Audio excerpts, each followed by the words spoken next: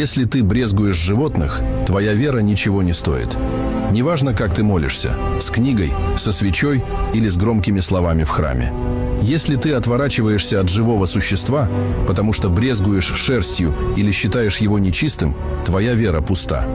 Если тебе важнее ковер на полу, чем живая душа, не вставай на молитву, она ничего не значит. При этом ты просишь у Бога прощения за свои грехи. Знай, Он не прощает тех, у кого нет милосердия. Ты спешишь домой поесть, отказав в этом тому, кто не ел уже много дней. А отказ в еде голодному – один из самых тяжелых грехов. Ты не выносишь прикосновения, хотя даже если кусок шерсти попадет в твою еду, молитва по-прежнему будет приниматься. Религия – это не про чистоту твоей одежды, а про чистоту твоей души. Скажи честно, можно ли считать человека верующим, если он не любит животных?